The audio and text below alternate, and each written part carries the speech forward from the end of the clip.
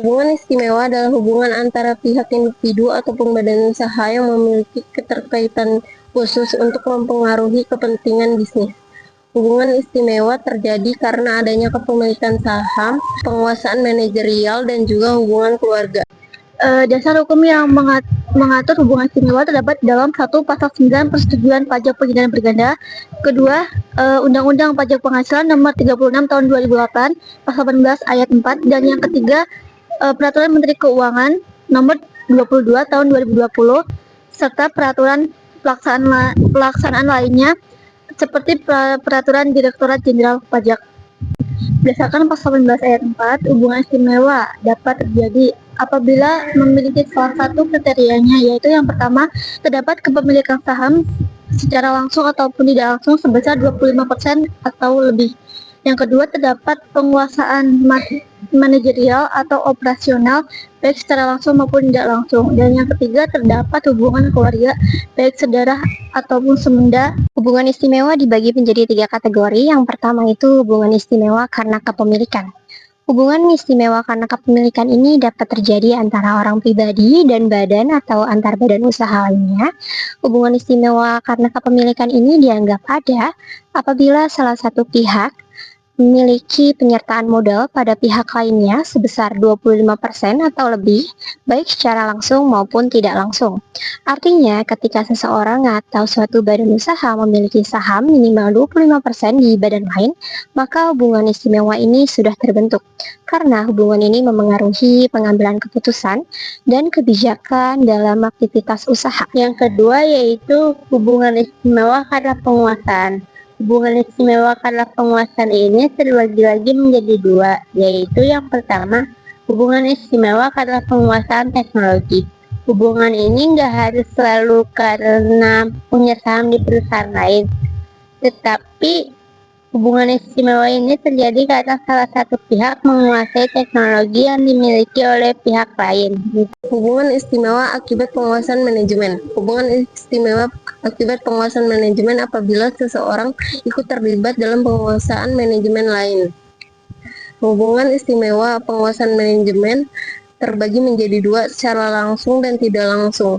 Hubungan istimewa penguasaan manajemen secara langsung terjadi apabila seorang ikut terlibat dalam pengambilan keputusan langsung di suatu perusahaan lain. Hubungan istimewa penguasaan manajemen tidak langsung apabila seseorang itu tidak terlibat secara langsung melainkan melalui pihak ketiga. Ketiga, yaitu hubungan istimewa karena hubungan keluarga. Hubungan istimewa juga dapat terjadi atau timbul karena hubungan keluarga baik saudara maupun semenda. Yang dimaksud dengan hubungan sedarah dalam garis keturunan lurus yaitu ayah, ibu, dan anak kandung. Dan yang dimaksud dengan hubungan sedarah dalam garis samping yaitu saudara kandung. Serta yang dimaksud dengan hubungan keluarga semenda dalam garis lurus yaitu mertua dan anak tiri. Serta hubungan keluarga semenda ke samping yaitu ipar. Arm's length rule atau prinsip kewajaran dan kelaziman usaha. Prinsip kewajaran dan kelaziman usaha ini merupakan suatu prinsip dasar dalam perpajakan internasional yang mengatur bahwa transaksi antara pihak-pihak yang memiliki hubungan istimewa harus dilakukan sebagaimana pihak-pihak independen di pasar bebas, yaitu dengan syarat dan harga yang wajar dan mencerminkan kondisi pasar yang sebenarnya. Tujuan dari prinsip ini adalah untuk menghindari praktik penghindaran pajak dan memastikan bahwa laba yang dilaporkan tidak dipengaruhi oleh hubungan istimewa. Contoh prinsip kewajaran.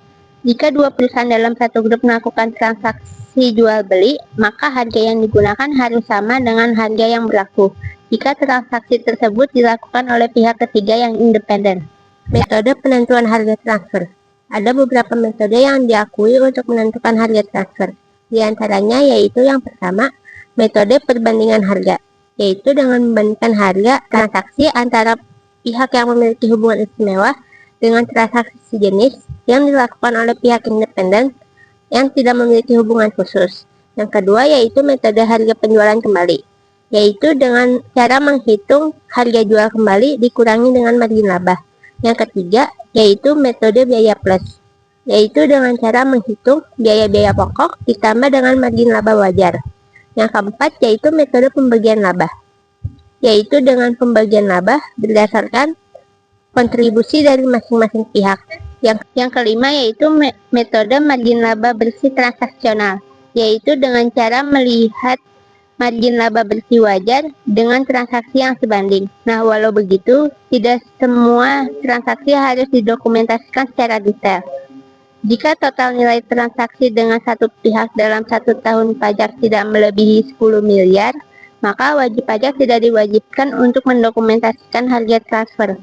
Transfer pricing. Transfer pricing adalah penetapan harga dalam transaksi antar pihak yang melibatkan hubungan istimewa. Tujuan dari transfer pricing adalah efisiensi grup usaha. Transfer pricing seringkali disalahgunakan untuk mengalihkan laba ke negara yang tarif pajaknya lebih rendah. Perusahaan di Indonesia menjual barang ke perusahaan di Singapura dengan harga yang jauh lebih rendah daripada harga pasar dengan tujuan untuk menghemat pembayaran pajak, namun laba yang diterima juga lebih rendah. Tax adjustment. Tax adjustment atau penyesuaian pajak adalah koreksi oleh Direktorat Jenderal Pajak terhadap penghasilan dan biaya wajib pajak apabila transaksi dengan pihak yang memiliki hubungan istimewa dianggap tidak sesuai dengan prinsip kewajaran dan kelaziman usaha. Tujuan dari tax adjustment yaitu untuk memberikan keadilan pajak dan untuk mencegah penghindaran pajak melalui manipulasi harga. Selanjutnya yaitu ada dasar hukum yang mengatur mengenai tax adjustment atau penyesuaian pajak ini, yaitu yang berada dalam Undang-Undang Pajak Penghasilan Pasal 18 ayat 3 dan dalam PMK atau Peraturan Menteri Keuangan Nomor 172 PMK _03 2015. Penyesuaian pajak dibagi menjadi 3 jenis. Yang pertama itu ada primary adjustment. Primary adjustment ini merupakan penyesuaian yang dilakukan terhadap harga atau laba yang telah dilaporkan oleh wajib pajak agar sesuai dengan nilai wajar pasar.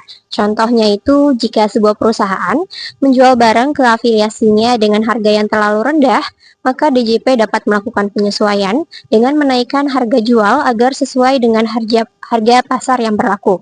Dan yang kedua itu ada secondary adjustment, merupakan penyesuaian atas selisih transaksi hasil yang telah dikenakan primary adjustment.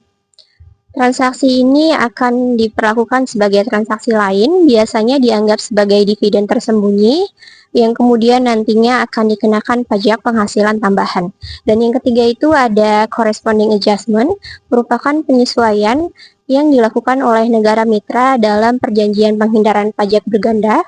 Tujuannya adalah untuk menghindari pajak berganda pada transaksi yang sama, dan biasanya dilakukan setelah Indonesia terlebih dahulu melakukan primary adjustment terhadap wajib pajak. Kesimpulan yang dapat diambil dari materi ini yaitu hubungan istimewa dalam perpajakan internasional mengacu pada relasi antara dua pihak yang memiliki keterkaitan kepemilikan, penguasaan, atau hubungan keluarga, sehingga transaksi di antara mereka berpotensi timbulnya harga tidak wajar. Praktik seperti transfer pricing sering ditemukan di perusahaan multinasional untuk mengalihkan laba ke negara yang lebih rendah tarif pajaknya. Untuk mengatasinya, otoritas pajak menerapkan prinsip kewajaran dan kelaziman usaha agar transaksi antar afiliasi mencerminkan harga pasar. Kemudian jika ditemukan ketidakwajaran,